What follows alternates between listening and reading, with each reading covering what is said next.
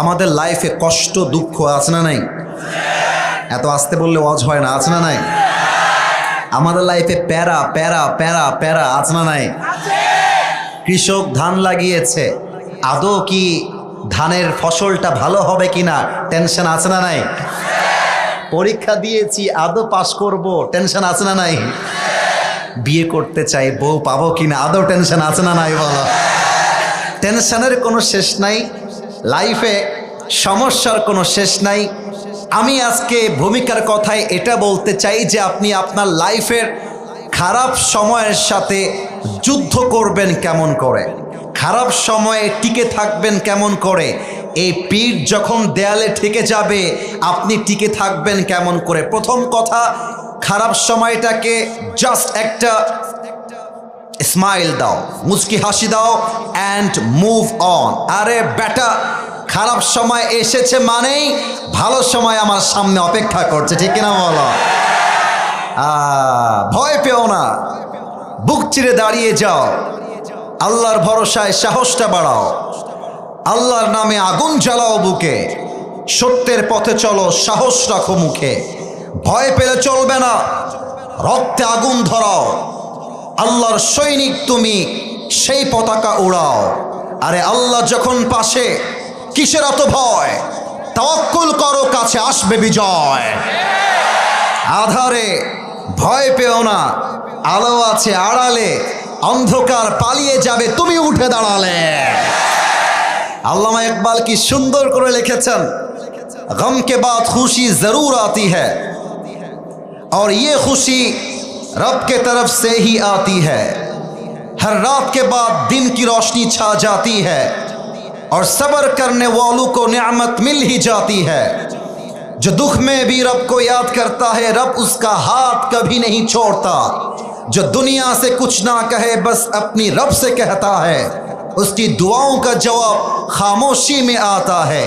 जब तुझे मांगना हो तो उसी से मांग, जब तुझे पुकारना हो तो उसी को पुकार, जब तुझे भरोसा करना हो तो उसी पर कर, क्योंकि भरोसे के काबिल सिर्फ वही है, वो तेरा रब है, वो तेरा अल्लाह है। আমার সুখে দুঃখে আমার ভরসা এক সত্তার উপরে। আওয়াজ দিয়ে বলেন সবাই, তিনি কে? খারাপ সময়কে আপনারা এনজয় করবেন, কারণ ভালো সময়কে সামনে রেখে দিয়েছে একজন, তিনি কে? মাইন্ডকে কুল করেন, স্থির হন। আমি 1 থেকে 3 গুনছি, যা হয়ে গেছে, जो हो गया, गुजरा हुआ जमाना कभी वापस नहीं आता। অতীত অতীত, বর্তমান বর্তমান। অতীতে কি হয়ে গেছে দেখার টাইম নাই, আগামীতে এমন কিছু করব যারা একটা সময় অবহেলা করেছিল, ছেড়ে গেছিল, তারা আমার লাইফে আবার আসার জন্য পাগল হয়ে যাবে। That should be your attitude. তাহলে 1 নাম্বার কথা, খারাপ সময় আসলে এনজয় ইউর ব্যাড টাইমস। খারাপ সময়টা মাথায় রাখবেন। এই সিরাজগঞ্জের উল্লাপাড়ার ঘাটিনার ভাইরা, খারাপ সময়টা চুপচাপ বসে থেকে কান্না করলেও কেটে যায়, খারাপ সময়টা মুচকি হাসি দিয়ে আলহামদুলিল্লাহ বলেও কেটে যায়। জীবনটা আসলে কেটেই যায়। এই জীবনে ভালো সময়টাও পার্মানেন্ট না, খারাপ সময়টাও পার্মানেন্ট না। আল্লাহ বলছে, বান্দা, in all the situations in your life, তোর লাইফের প্রত্যেকটা মুহূর্তে, লা ইন শাকারতুম লা আযীদান্নাকুম ওয়া লা ইন কাফারতুম ইন্না আযাবি লাশাদীদ।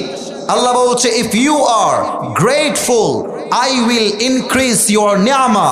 বান্দা, তুই যদি শুকরগুজার হতে পারিস, একবার পড়তে পারিস আলহামদুলিল্লাহ, তোর যা আছে তার দ্বিগুণ আমি আল্লাহ বাড়াই দিব। সুবহানাল্লাহ পড়েন সবাই। তাহলে 1 নাম্বার, খারাপ সময়ে চুপচাপ মগার মতো বসে থাকবেন না, খারাপ সময় এনজয় করবেন।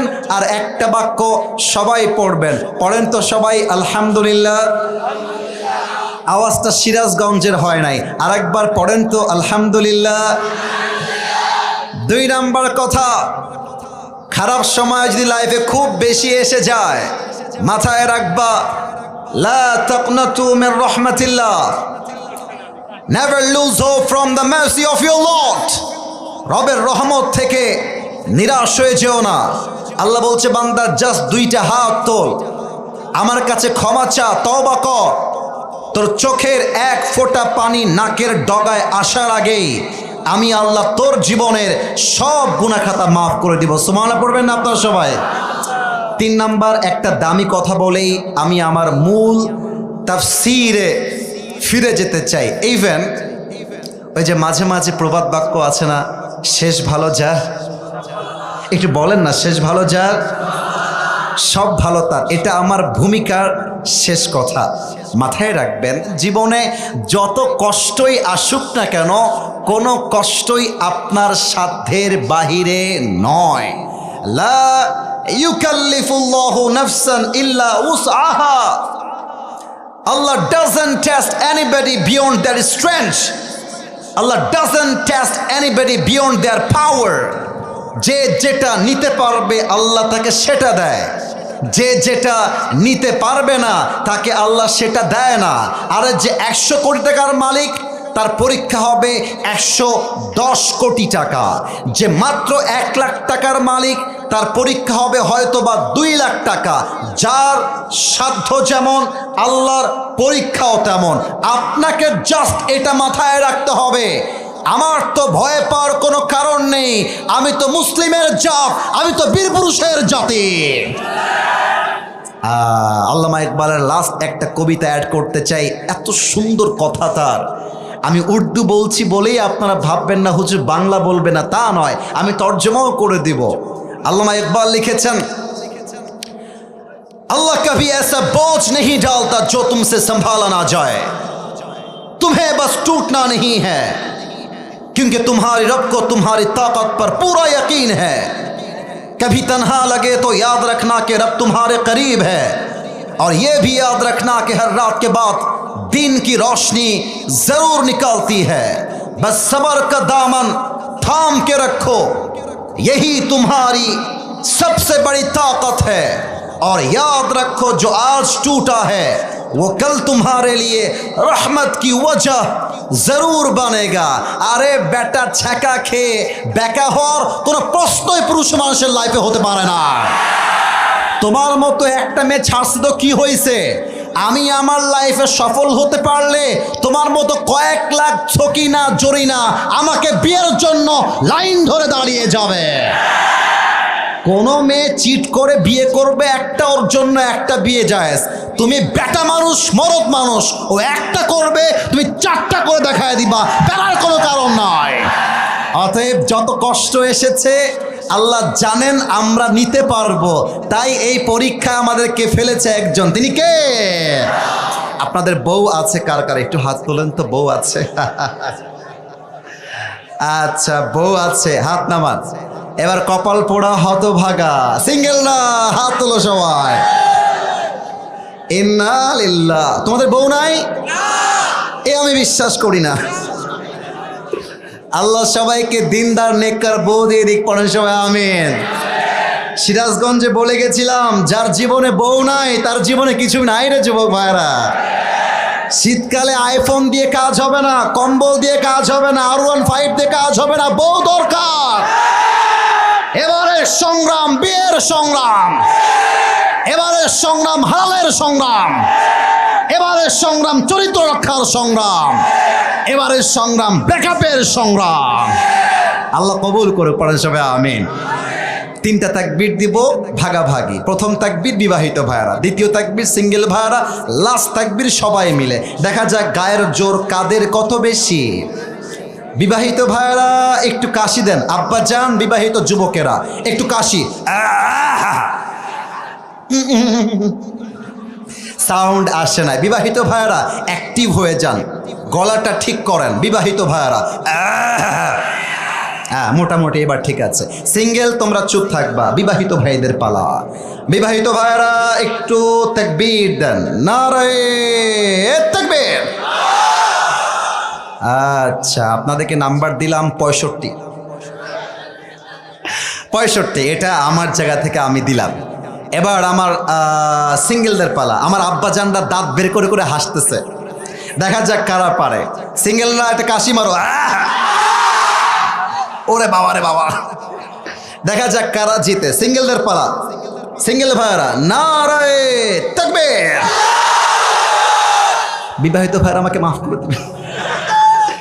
আজকে আমার সিঙ্গেলরা 90 নাম্বার পেয়ে পাশ করেছে।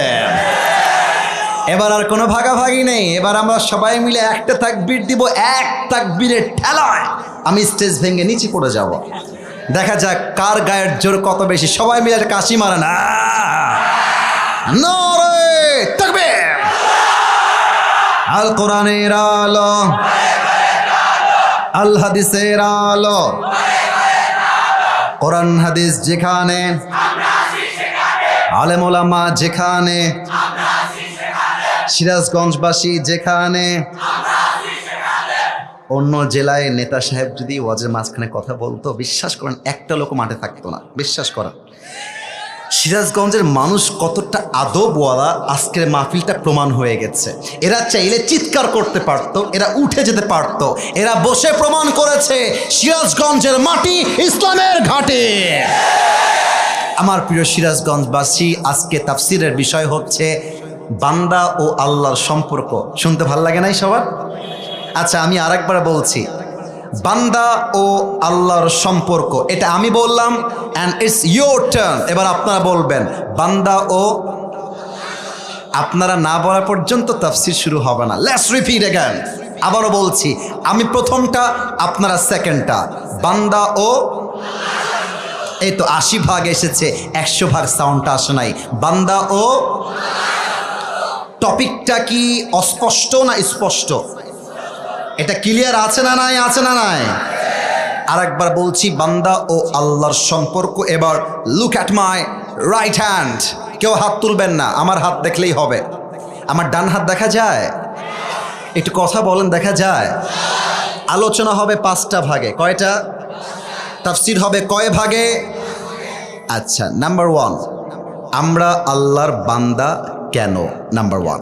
Number 2, what is the relationship of Allah subhanahu wa ta'ala with a servant who is in difficult situation? যেই বান্দা খারাপ সময় পার করছে তার সাথে আল্লাহর সম্পর্কটা কেমন হয়? 3 নাম্বার, যে বান্দা ধৈর্যশীল তার সাথে আল্লাহর সম্পর্ক কেমন হয়? জানার ইচ্ছা আছে না নাই? আছে না নাই? 4 নাম্বার, যেই বান্দা গুনাহগার। সিরাজগঞ্জের ভাইয়ারা, এমন কোনো মানুষ কি এখানে আছে যার জীবনে কোনো পাপ নাই? আছে, আছে, আছে। সবার লাইফে যে কোনো গুনাহ, যে কোনো পাপ, যে কোনো অন্যায়, বলেন তো সবাই, আছে না নাই? পৃথিবী না জানুক আমি তো জানি, আমি কি পাপ করেছি হায়। আমার পাপের করলে বিচার, বাঁচার আমার নাই উপায়। দয়াময় প্রভু মাফ করো আমায়, মাফ করো আমায়। পড়েন সবাই আমিন। গুনাহগারের সাথে আল্লাহর সম্পর্ক কেমন? এবং 5 নাম্বার, লাস্ট ওয়ান, কিয়ামতের কঠিন দিনে বান্দার সঙ্গে আল্লাহর সম্পর্ক হবে কেমন? এই হচ্ছে আমার 5টা point of my central theme or subject matter. এই 5টা পয়েন্টে পুরো টাইম জুড়ে তাফসীর হবে। কেউ যদি উঠে যায় সে জীবনে বউ পাবে না, তার বিয়ে হবে না। আর কেউ যদি উঠে যায়, আমাকে জাস্ট একটা ডাক দিবা, আসিফ হুজুর উঠে গেল, তারপর ওকে আমি দেখে নিব। কেউ যেন দোয়ার আগে এই মাঠ ছাড়তে না পারে। এটা সিরাজগঞ্জের মাটি, দোয়া না করে বাসায় কেউ যেতে পারবে না, ঠিক কিনা বলেন? আমরা কেন আল্লাহর বান্দা? একদম ক্লিয়ার কাট কথা, সোজা ভাষায় বলছি। আপনারা গাজীপুরের নাম শুনছেন না সবাই? কথা না বললে ওয়াজ করি কেন না? শুনছেন না আপনারা সবাই? আচ্ছা, যারা ঢাকায় গেছেন দেখবেন গাজীপুর হয়ে ঢাকায় ঢুকতে হয়। গাজীপুরে অনেক গার্মেন্টস আছে না? একটু জোরে বলেন, গার্মেন্টস আছে না নাই? মনে করেন পেছনে যে বিল্ডিং দেখতে পাচ্ছি, 1 তলা বা 2 তলা, এটা বিশাল বড় একটা গার্মেন্টস। এই গার্মেন্টসে কর্মী আছে 300 থেকে 400। আমি আসিফ হুজুর এদেরকে বেতন দেই, এদেরকে খাওয়াই, এদেরকে থাকার জায়গা দিয়েছি। তাহলে কি বস ওরা হবে না আমি বস হব? বোঝেন নাই? ওরা না আমি বস হব। কারণ আমি থাকার জায়গা দিয়েছি, আমি বেতন দিচ্ছি, আবার আমি 3 বেলা খাবারটা প্রোভাইড করছি। এবার বলেন তো আমাদেরকে জীবন দিয়েছে কে? এত আস্তে বললে হবে না, কে? আমাদের স্রষ্টাকে, আমাদের রিজিকের মালিককে, আমাদের রবকে। আল্লাহ আমার রব, এই রবই আমার সব, দমে দমে তনু মনে তারি অনুভব। তোমার দুনিয়াতে আমি যেদিকে তাকাই, অথই নিয়ামতে ডুবে আছি সবাই। পাখপাখালির কণ্ঠে শুনি তাসবিহ কলো রব, তাসবিহ কলো রব। পড়েন না সবাই, আল্লাহ আমার রব, এই রবই আমার সব, দমে দমে তনু মনে তারি অনুভব। রবকে আমার আল্লাহ তাআলা বলছেন, বান্দা শোনো শোনো, ইয়া আইয়ুহান নাসু উবুদু রাব্বাকুমুল্লাযী খালাকাকুম ওয়াল্লাযীনা মিন ক্বাবলিকুম লাআল্লাকুম তাত্তাকুন। ইবাদত করো সেই বান্দার, ইবাদত করো সেই আল্লাহর, যে আল্লাহ তোমাকে সৃষ্টি করেছেন এবং তোমাদের পূর্বের জাতিকে সৃষ্টি করেছেন, যাতে করে তোমরা ভয় করতে পারো এক সত্তাকে। বলেন সবাই, তিনি কে? এবার উত্তর দেন তো, আমাদের শেষ নবীর নাম কি? এখানে কোনো কম্প্রোমাইজ চলবে না। নবীর নাম আমি বলবো, আপনারা বলবেন সাল্লাল্লাহু আলাইহি ওয়াসাল্লাম। রেডি আছেন সবাই? আমাদের প্যারা নবী, সাইয়্যিদুল কাউনাইন, সাইয়্যিদুল মুরসালিন, বিশ্ব মানবতার মুক্তির দূত নবী মুহাম্মদুর রাসূলুল্লাহ সাল্লাল্লাহু আলাইহি ওয়াসাল্লাম। আপনারা জানলে অবাক হবেন। এটা হয়তোবা আপনাদের কাছে একটু ভুল মনে হতে পারে, বাট যা বলছি জেনে বুঝে রিসার্চ করে। ইভেন এই যে আপনাদের ঘাটিনা ব্রিজ আছে না, ব্রিজ, এখান থেকে তো মনে হয় 5-10 মিনিট হবে না ভাই? আমার রাস্তাটা 5-10 মিনিটই হবে। ওখানে বসে বসেও আমি এটাই রিসার্চ করছিলাম যে নবী যখন নবুয়ত পান নাই, এ কথা কে বলে ওখানে? না না, এটা করো না, কথা বলো না কলিজা ভাই আমার, কথা বলো না। দেখো সবাই চাতক পাখির মতো বসে আছে, তুমি তাকায় থাকো আমার দিকে। নবী যখন ওহী এখনো পান নাই, ওহী নাজিল হয় নাই, নবীজি ভাবছেন যে আমি কে, কি আমার পরিচয়, আমি কেন দুনিয়ায় আসলাম, কি আমার পারপাস, কি আমার উদ্দেশ্য, এই চিন্তায় তিনি মগ্ন থাকতেন। গারে হেরা লম্বা সময় তিনি ধ্যানে মগ্ন থাকতেন। উনি যখন হতাশ, উনি যখন চিন্তায় চিন্তিত, আমি কে, কে আমার রব, কি আমার উদ্দেশ্য, আল্লাহ বললেন, নবী ইকরা বিসমি রাব্বিকাল্লাযী খালাক, read in the name of your lord who has created. পড়ো তোমার প্রভুর নামে, যিনি তোমাকে সৃষ্টি করেছেন। নবী বুঝতে পারলেন আমি কোনো উদ্দেশ্যহীন বান্দা নই, আমার উদ্দেশ্য ইসলাম, আর আমাকে সৃষ্টি করেছে একজন, তিনি কে? তাহলে বুঝে গেল এক কথায়, বাংলা কথা, সারাংশ কথা, আল্লাহ খাওয়ায়, আল্লাহ পড়ায়, আল্লাহ মারে, আল্লাহ বাঁচায়। অতএব আমরা বান্দা কোনো মূর্তির নই, আমরা বান্দা একজনের, মুসলমান। আওয়াজ দিয়ে বলো তিনি কে? 1 নাম্বার পয়েন্ট শেষ। 2 নাম্বার, আপনারা সবাই আল্লামা সাঈদীর নাম শুনেছেন না? আপনাদের আওয়াজটা একটু কম মনে হয়েছে, শুনছেন? উনি তো আমাদের কলিজা ভাই, উনি আমাদের ভালোবাসার মানুষ। উনি শিখিয়েছেন বাতিলদের সামনে কেমন করে মাথা উঁচু করে কথা বলতে হয়। জীবনে শহীদ হয়ে গেলেন, বাতিলের সামনে মাথা নত করলেন না। ধৈর্য দেখেছেন? সবর কাকে বলে? আল্লামা সাঈদীকে বলা হয়েছিল রাজাকার। আপনারা তো আমার কথা শুনলে বলবেন, হুজুর মনে হয় এটা রাজনীতির আলাপ না। ডক্টর আজহারী কোনো রাজনীতি করেন না। ওনাকেও বাংলাদেশ থেকে শিবিরের ট্যাগ দিয়ে, জঙ্গির ট্যাগ দিয়ে দেশ থেকে তাড়াতে বাধ্য করা হয়েছিল। বলেন বলেন বলেন বলেন বলেন।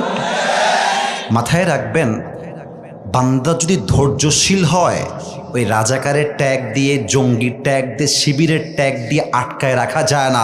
আর ইসলাম বিজয় হবে হয় তোমাকে ছাড়া, অথবা তোমাকে ছাড়া ইসলাম বিজয় হয়ে যাবে।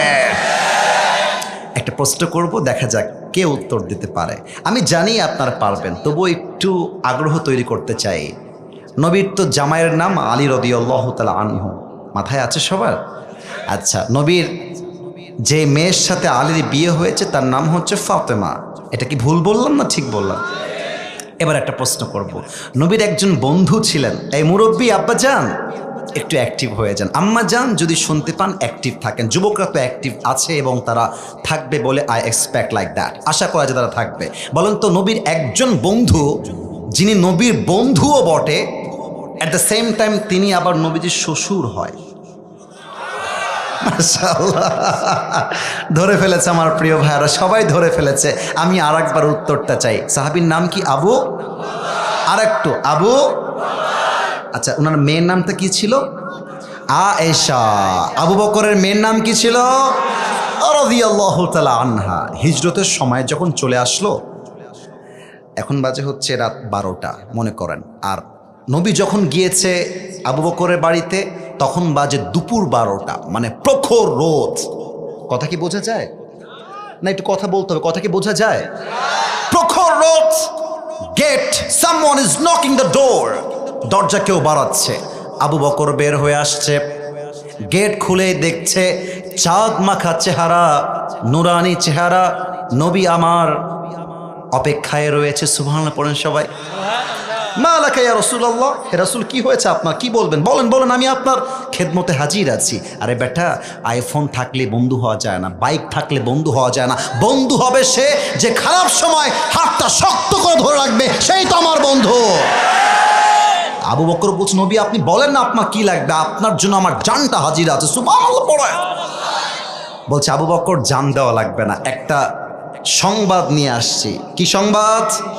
বলছে আজ হয়তোবা আমাদেরকে মক্কা ছাড়তে হতে পারে, আমার হিজরতের সাথী হবে আমার একমাত্র বন্ধু আবু বকর রাদিয়াল্লাহু তাআলা আনহু। সুবহানাল্লাহ পড়বেন না আপনারা? আবু বকর ডাক দিয়ে বলছে ইয়া রাসূলুল্লাহ, ইয়া হাবিবাল্লাহ, বান্দা আপকি খিদমত মে হাজির হ্যায়, আমি রাজি। আপনি জাস্ট একটা ডাক দিবেন, আপনার জন্য বুকের তাজা রক্ত দিয়ে শহীদ হওয়ার জন্য প্রস্তুত রয়েছি। ঠিক কিনা বলেন? নবীজি বাসায় ফিরে আসছেন। কাফেররা প্ল্যান করে ফেলেছে যে নবীকে আর দেরি করা যাবে না, আজকেই হত্যা করতে হবে। তারা হত্যার প্ল্যানের জন্য, আচ্ছা এই স্টেজটা দেখা যায় না? এই যে আপনারা মাঝে মাঝে ভয় পেয়ে যান, স্টেজটা দেখা যায় না ভাই? একটু আমার look at my two hands, দুই হাত দেখেন তো। এই স্টেজটা চার কোণা এইরকম, আর সামনে এই যে চারটা বাঁশ, একটা দুইটা তিনটা চারটা, এক্সাম্পল, বাঁশ তো অনেক, এক্সাম্পল দিলাম চারটা বাঁশ। তো কাফেররা, নবীর বাসা হচ্ছে এইটা, কাফেররা কয়েকজন ওই দিকে ফাঁদ পেতে বসে আছে, কয়েকজন এই দিকে ফাঁদ পেতে বসে আছে, কয়েকজন দূরে ফাঁদ পেতে বসে আছে।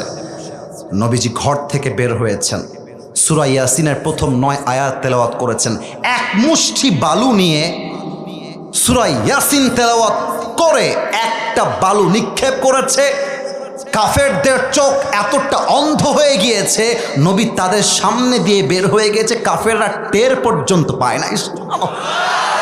এত আসতে না, জোরে বলেন সুবহানাল্লাহ। আর আবু বকর দাঁড়িয়ে আছে ওই ঘাটিনার ব্রিজে, অর্থাৎ কিছুটা দূরে। তো যখন আবু বকরের কাছে নবীজি আসছে, নবীজি বলছে আবু বকর কোথায় যাব বলো। আবু বকর ডাক দিয়ে বলছে ইয়া রাসূলুল্লাহ, গন্তব্য দুইটা, এক হচ্ছে মদিনা আর একটা হচ্ছে গারে সৌর। আমার মনে হয় আমরা আগে গারে সৌরে অবস্থান নিব, গুহার মধ্যে কয়েকদিন থাকবো। সন্ধান যখন বন্ধ হয়ে যাবে, খোঁজাখোঁজ যখন বন্ধ হয়ে যাবে, তখন আমরা বের হব।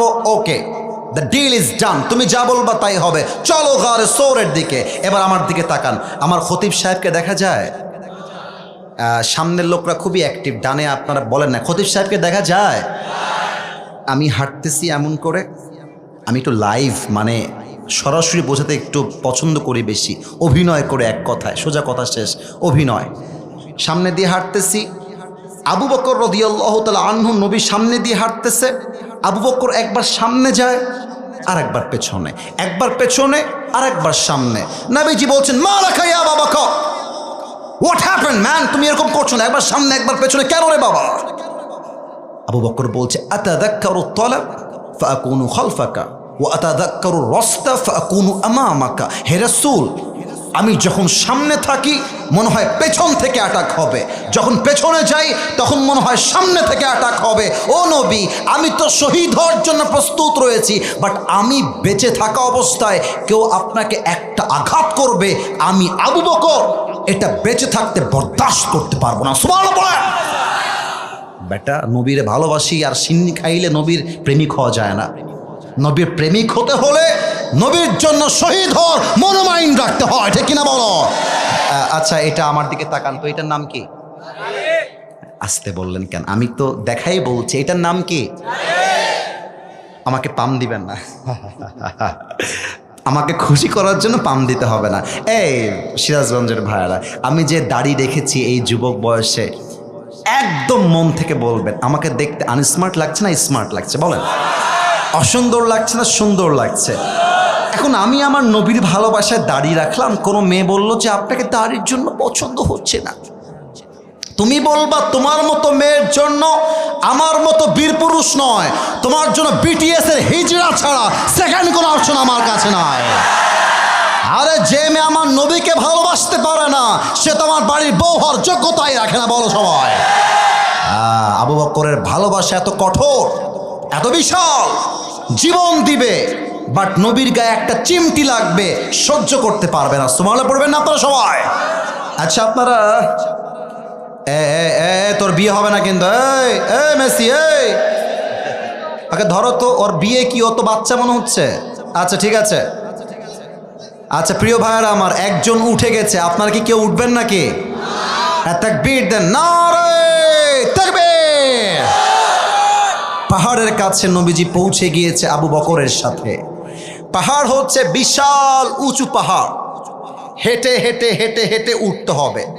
তো আবু বকর বলছে, ইয়া রাসূলুল্লাহ, আমি থাকতে আপনার কোনো কষ্ট করতে হবে না, আপনি আমার পিঠে উঠেন, আপনাকে আমি নিজে নিয়ে গিয়ে গার সোর পর্যন্ত পৌঁছায় দিব। সুবহানাল্লাহ পড়বেন না আপনারা?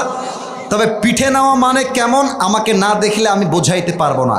একটা হচ্ছে বাচ্চাদেরকে আমরা তুলি ঘাড়ে, আর একটা হচ্ছে ঘাড়ে থাকে এমন করে দুই হাত আর দুই পা থাকে দুই দিকে। দেখবেন মাঝে মাঝে যুবকরা মাকে ওমরাহ করায়, তাওয়াফ যখন করায় পেছনে ঘাড়ে তুলে নেয়, অর্থাৎ ঘাড়ে এমন করে মা জড়ায় ধরে আর মায়ের পাটা ঠিক এই মাজা বরাবর থাকে। কথা কি বোঝা যায় নাকি যায় না?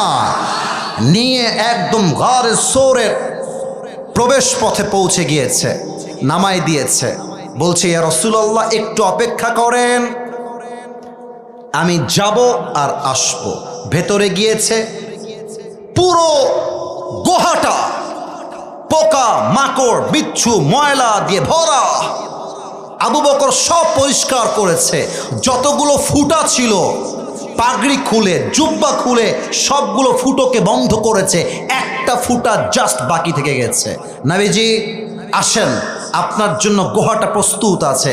নবীজি আসছে, আবু বকর তার দুই হাঁটুটা এমন করে বিছিয়ে দিয়েছে, বলছে, ইয়া রাসূলুল্লাহ আপনি আমার কোলে শুয়ে যান। নবীজি কোলে শুয়ে গেছে, আবু বকর তার ডান পাটা দিয়ে, এই যে পায়ের তালু, এটা হচ্ছে পায়ের তালু, এমন করে দিয়ে গুহাটা আটকে রেখেছে। এট দ্য সেম টাইম কিছুক্ষণ পরে সাপ আসছে। সাপ এসে গুহার মুখ বন্ধ দেখে আবু বকরের পায়ের তালুতে এমন করে কয়েকবার ছোবল দিয়েছে, আর বিষের যন্ত্রণায় আবু বকরের চোখ মুখ গা হাত পা লাল হয়ে গিয়েছে। কিন্তু একটা মুহূর্তের জন্য চিৎকার করে নাই, কারণ যদি আমার নবীজির ঘুম ভেঙে যায় এটা আমার বেয়াদবি হয়ে যাবে। সুবহানাল্লাহ পড়বেন না আপনারা?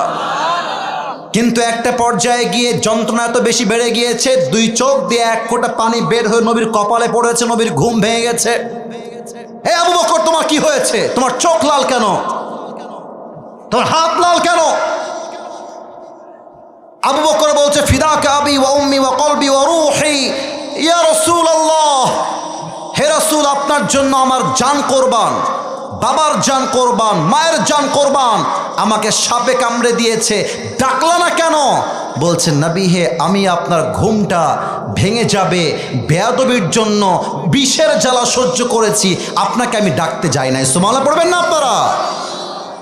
এবার নবীজি দুই হাত তুলেছে গারে সোরে, এমনে দেখান আমার দিকে, দুই হাত তুলে বলছে, আল্লাহ আমি আমার বন্ধু আবু বকরের উপরে খুশি আছি, আয় আল্লাহ তুমিও খুশি হয়ে যাও। সঙ্গে সঙ্গে জিব্রাইল আসছে, ডাক দিয়ে বলছে, ইয়া রাসূলুল্লাহ, আল্লাহ আমাকে সংবাদ দিয়েছেন যে আল্লাহ আবু বকরের উপরে খুশি হয়ে গেছে, জান্নাতে আবু বকরকে আপনার ডান হাতের সঙ্গী বানিয়ে দিয়েছে।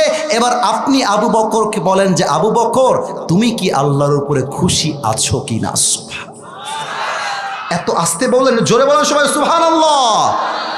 এবার বলেন তো আমার প্রিয় ভাইয়েরা,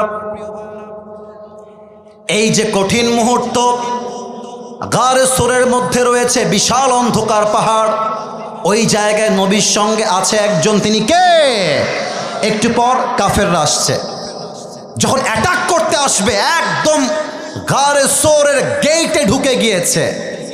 তাদের আসার আগেই আল্লাহ দুইটা কাজ করেছে। এক, পুরো গুহাটা আল্লাহ তাআলা মাকড়সার জাল দিয়ে ভরে দিয়েছে, আর প্রবেশ পথে কবুতর ডিম পেড়ে বসে আছে।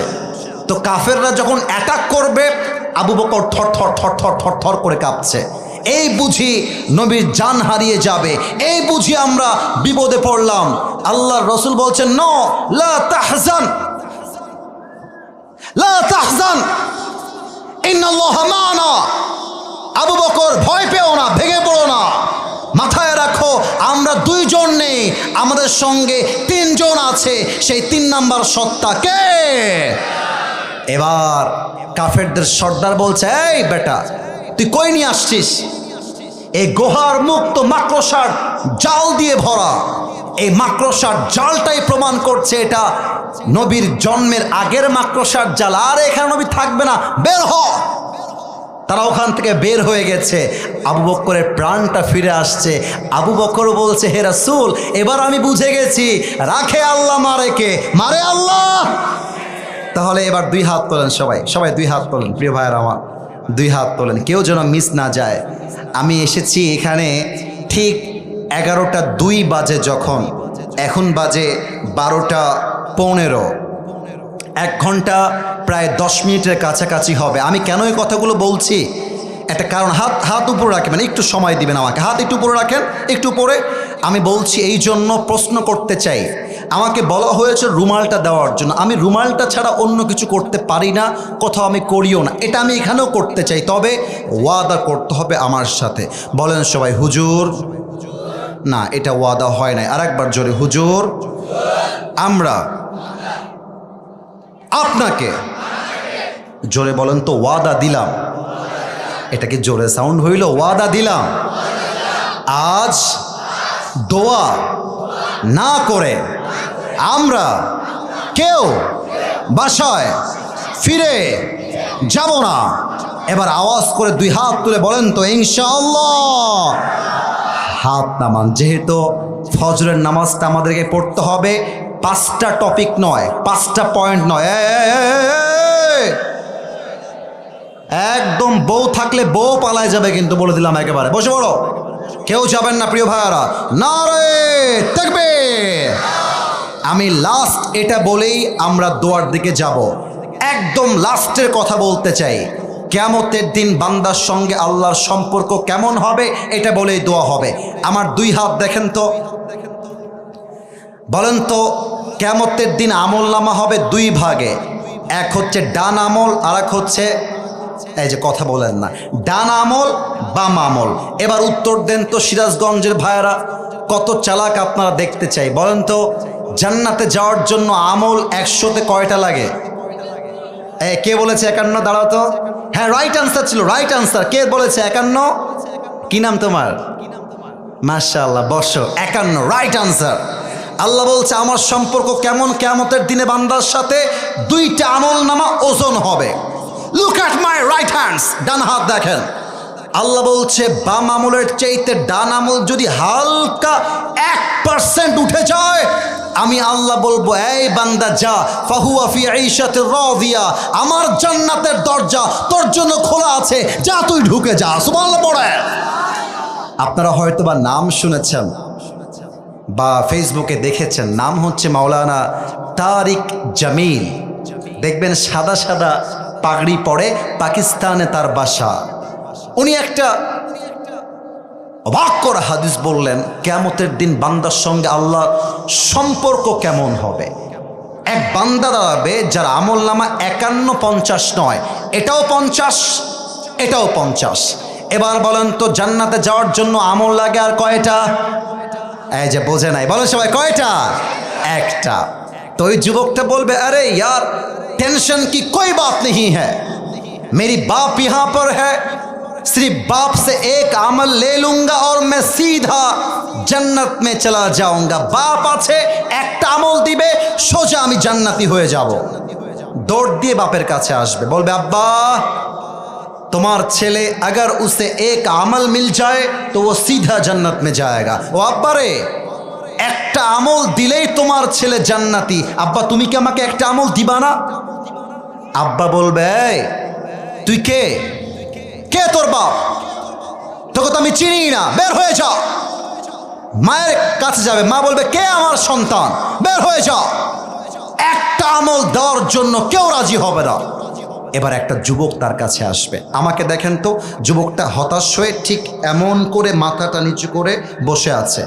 এক যুবক এসে বলবে এই ভাই তুমি क्या हो क्या है, তুমি ইতনি মায়ুস क्यों हो, হতাশ কেন রে ভাই, কি লাগবে বলো?